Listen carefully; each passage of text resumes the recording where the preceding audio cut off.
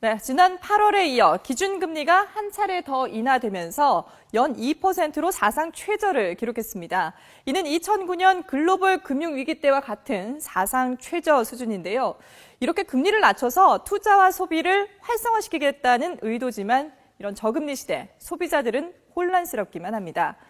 자, 금융권은 실제적으로 1%대 금리 시대라고 말하고 있습니다. 당장 오늘부터 증권과 CMA 계좌 금리는 0.25%포인트 내려서 1.8에서 1.9%를 지급하고 있습니다. 곧 시중은행들도 금리를 조정할 예정이니까 금리는 1%대가 되는 것이죠. 하지만 여기에 물가 상승률 그리고 올해 전망치인 1.4%의 세금을 빼고 나면 실질적인 금리는 마이너스인 상황입니다. 이런 초저금리 시대, 과연 재테크는 어떻게 해야 할까요? 전문가와 함께 사례별로 살펴보겠습니다.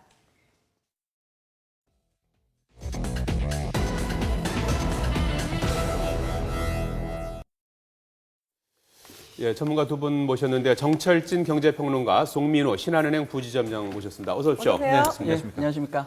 오늘 은행에 문의 많죠? 예금자나 뭐 대출자나 내 금리 어떻게 되는지 관심도 많을 텐데. 예, 맞습니다. 금리가 떨어지면서 예. 뭐 사상 초유의 관심도를 보이고 있는 것 같습니다. 그래요. 예, 자, 첫 번째 주제 보시겠습니다. 네, 사상 최저금리, 그래도 예금이 최선이라고 예. 저희가 뽑아봤는데요. 뭐 금리 하면은 크게 이제 뭐 예금으로 인한 금리가 있을 예. 거고요. 네. 대출로 인한 금리가 있을 텐데 예. 우선 예금 금리부터 좀 살펴보도록 하겠습니다. 예. 이게 과거 같으면 이제 뭐 예금 이렇게 넣고 이자로 생활하는 분들 같은 경우에 나름 뭐 쏠쏠했는데 이제는 예. 그것도 옛말이 된 것 같죠? 예, 맞습니다. 불과 한 2년 전만 해도 예금 금리가 한 4%대 정도 돼서 네. 그래도 물가 상승률, 뭐 실제 물가 상승률에 미칠지는 모르겠지만 네. 어느 정도 가만히 됐었는데 이제는 2%, 심지어는 이제 1%대까지 떨어지는 상황이 되어서 별로 예금하시는 분들이 재미가 없는 그러게요. 그런 상황이 지금 됐습니다. 예금을 5천만 원을 넣어뒀다면 2012년에는 4% 금리라서 200만 원 정도의 수익을 얻을 수가 있었는데 지금은 뭐 반토막이 났으니까 그만큼 수익도 반토막이 나버렸어요. 예, 맞습니다. 실제 2%인데 거기에다가 세금까지 감안하신다면 예. 뭐 오히려 실제 수익률은 1%대 정말 예금의 이자로서 살아가시는 분들 정말 힘든 세상이 되신 것 같습니다. 예. 이게 뭐 지금 말씀하신 대로 물가 상승률 감안하고 또 세금 내고 네. 이러고 나면 마이너스 금리 시대다라는 이제 표현이 나오는데 네. 이렇게 되면 뭐 예금하시는 분들 뭐 거의 뭐 많이 줄어들 것 그렇습니다. 같은데요. 저도 그래서 이제 예금이 최선 이렇게 말을 했는데 네. 저는 이제 절약은 최선이지만 네. 절약은 최선이지만 예금은 최선이 아니다. 왜냐면은 이제 아까 실질금리 마이너스 얘기까지 예. 나왔는데 기회비용이라는 것도 또 하나 넣어봐야 되거든요. 예. 실은 우리가 은행에다 돈을 넣는다는 건 그 이자라는 소득 때문에 넣는데 예. 지금 이거는 마치 그 성경에 나온 달란트처럼 땅 속에다 그냥 묻어두는 거 정도예요. 그냥 안전하게 예. 그냥 하나 넣어놨다 이 정도밖에 안 되기 때문에 글쎄 앞으로 예금에 대한 뭐 매력은 급감한다 이렇게 볼 수가 있겠습니다. 그럼 예금 대신에 어떤 걸 해야 될지 저희 다음 주제 한번 보겠습니다. 예. 절세는 필수, 한 푼이라도 아끼자. 뭐 말씀하신 것처럼 이제는 뭐 세금이라도 네. 좀 덜 내서 내게. 좀 손에 돈을 좀 쥐어야 될 텐데 뭐 이게 어떤 방법이 있습니까? 지금 방금 말씀드린 것처럼 예. 마땅히 이제 돈을 불릴 만한 곳이 없기 때문에 네. 예. 결국은 조금 나오는 이자 수익에서 어찌됐건 세금이라도 좀 줄여보자 하는 게 결국은 가장 중요한 이제 이슈가 될 것 같고요. 예. 이른바 뭐 비과세 상품 이런 것들인가요? 예, 맞습니다. 예. 비과세되거나 아니면 뭐 많은 분들이 대부분 이제 소득이 있는 근로소득자거나 뭐 네네. 이러실 텐데 예. 그런 자기 일정 소득이 높지 않다면 예. 뭐 예를 들면 5천만 원 정도 아래로 간다 그러면 예. 소득공제를 통해서 예금 수익은 작지만 예. 내가 내는 근로소득세를 좀 줄여볼 수 있는 뭐 이런 형태의 자산을 선호하시는 것이 좀 좋지 않을까 생각하고 지금 있습니다. 은행 직원들이 추천하는 상품이 나오고 있는데요. 어떤 네. 건가요, 이게?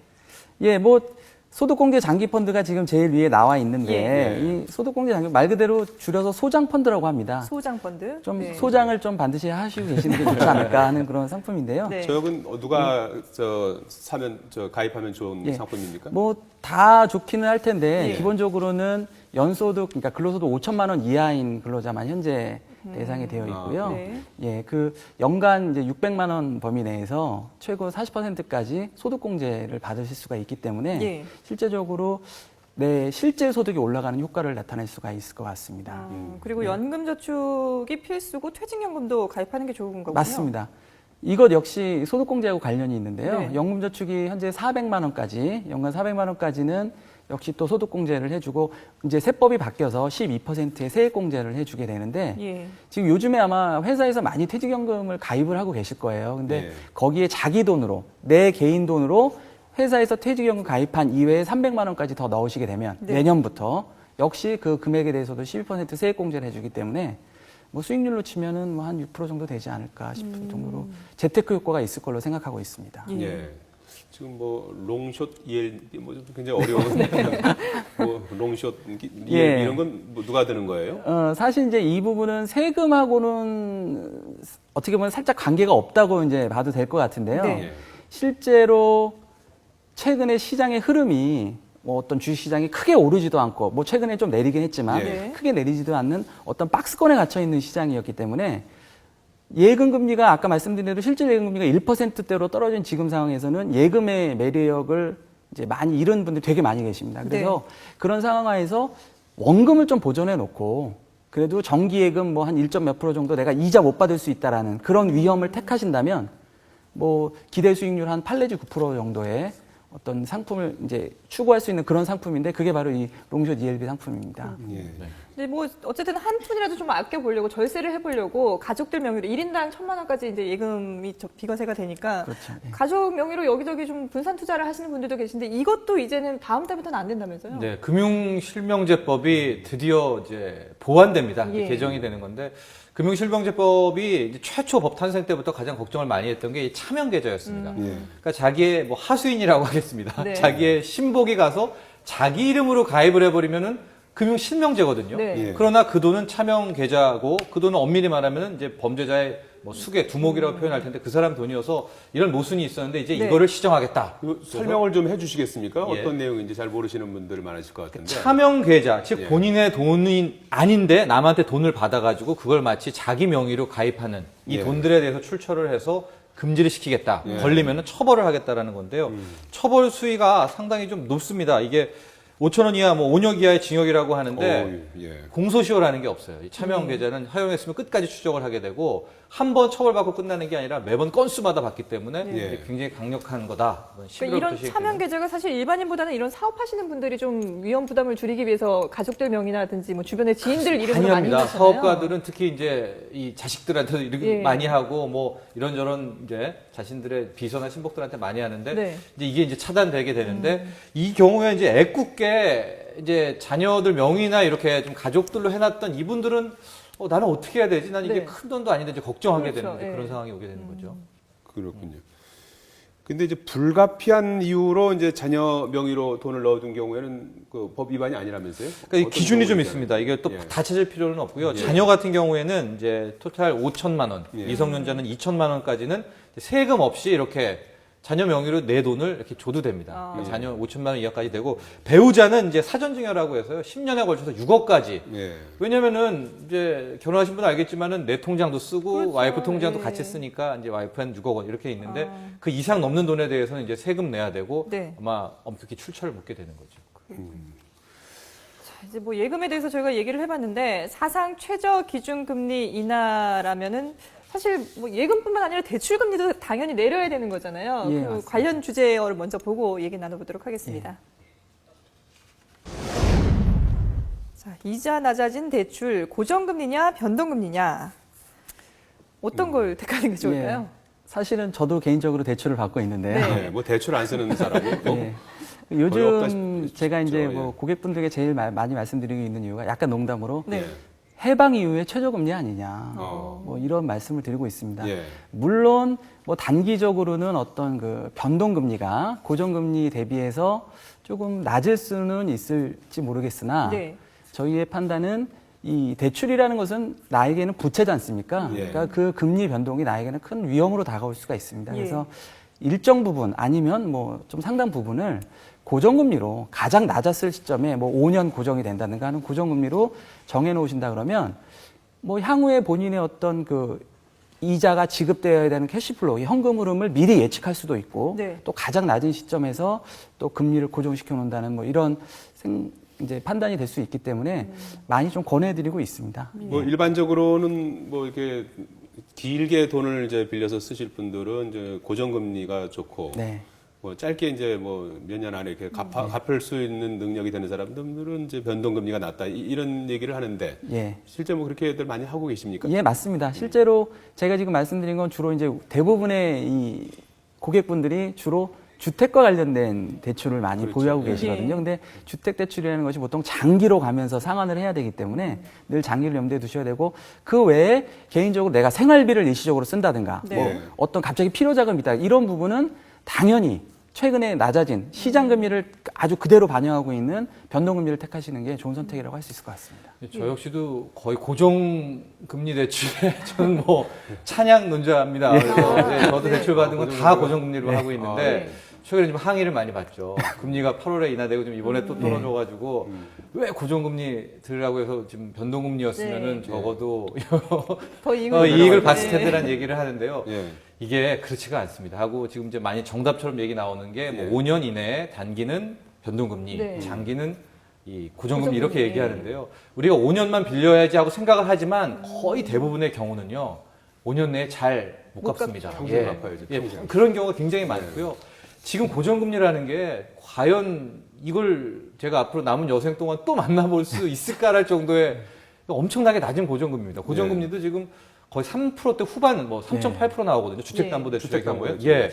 그래서 여기에 이제 적격대출까지 쓰면은 뭐 이거를 10년, 20년, 30년까지도 이런 고정금리 고정을 쓸 수가 있다는 건데 제가 그래서 여러분들도 이제 집 사실 분들 할 때는 이제 고정금리로 이런 적격대출 많이 이용하라는 조언을 좀 하고요. 예. 실제로 내년 후반기 되면 미국이 진짜 금리 인상을 안 할래 안 할 수가 없습니다. 그러면 우리도 기다리고 기다렸다가도 분명히 미국을 따라갈 수밖에 없거든요. 네. 미국이 금리를 올리면 거기가 뭐 세계의 금리입니다. 돈이 글로 가기 때문에. 그러면 불과 한 1년 반 정도, 1년에서 1년 반 정도 고정금리의 그런 혜택 누리다가 금리라는 거는 한 번 또 인상 추세로 가면은요, 무섭게 올리고요. 은행 입장에서는 대출 금리를 인하기에는 조금씩 내립니다. 예. 그러다가 금리 인상기에 접어들면은 무섭게 올리죠. 무섭게 올려버립니다. 예. 은행 금융기관에 또 그런 모습들이 있어서 예.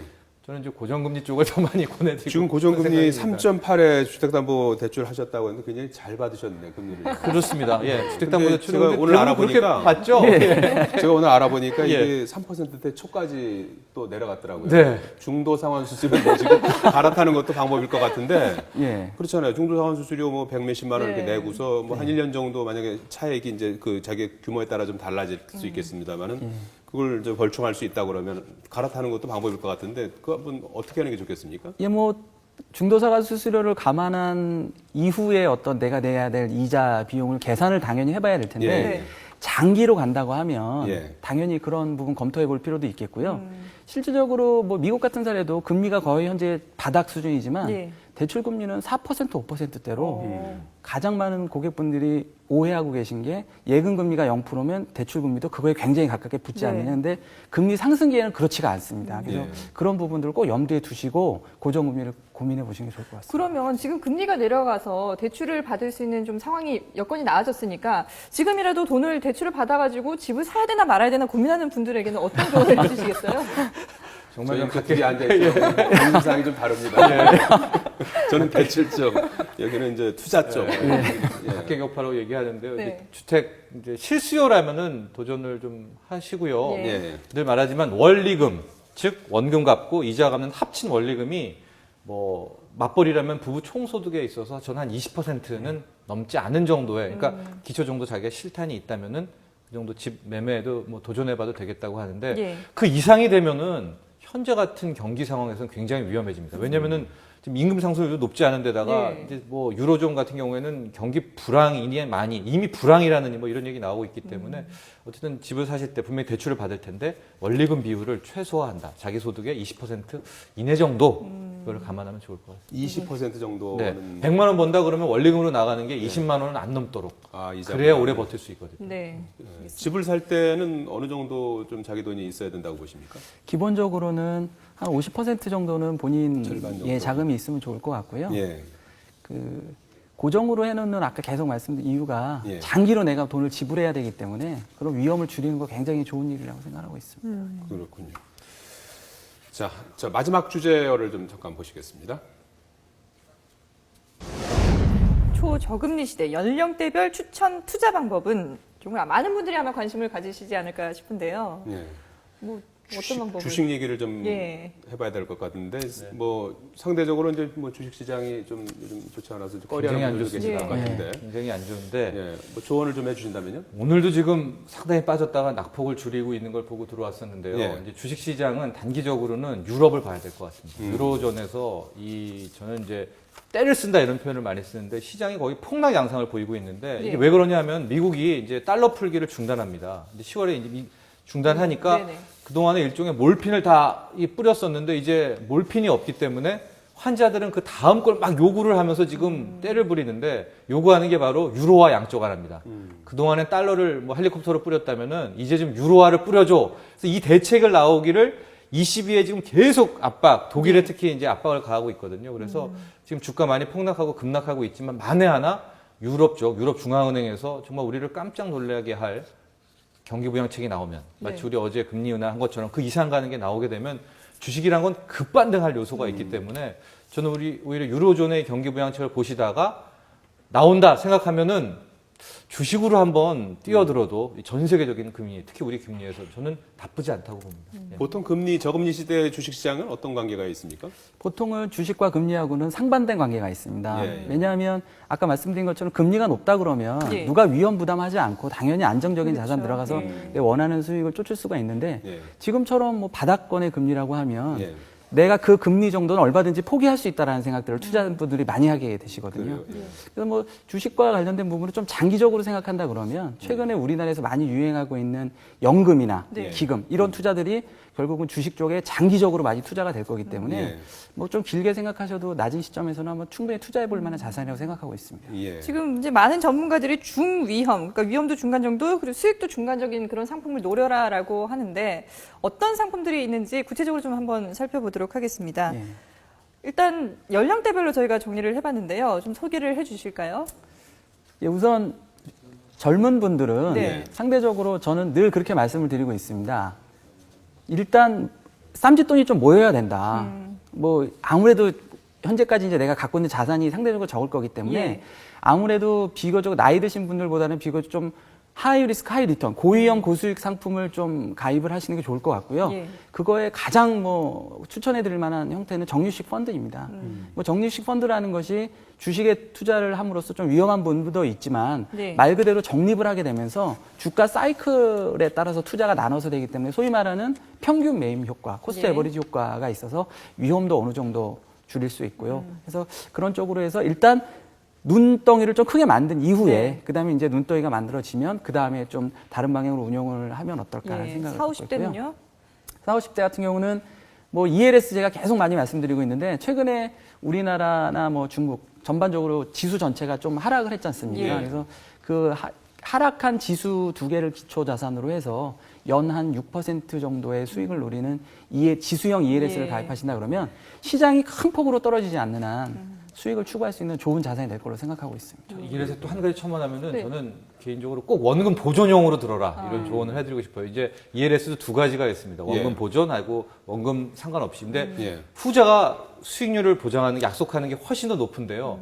거기에 너무 현혹되지 마시고 항상 수익이 높은 무조건 건 원금 위험적이죠. 보존으로 들어가셔야 네. 됩니다. ELS를요, 이 수익 내기가 확률적으로 굉장히 높지 않기 때문에 상대적으로 낮더라도 원금 보존 ELS를 선택하시기를 예. 또 말씀드리겠습니다. 알겠습니다. 해방 이후 최저금리 시기를 맞아서 금리 얘기를 좀 어려운 금리 얘기를 좀 쉽게 풀어주셔서 예. 감사드리고요. 정철진 경제평론가, 송민우 신한은행 부지점장이었습니다. 두 분 고맙습니다. 고맙습니다. 고맙습니다. 네.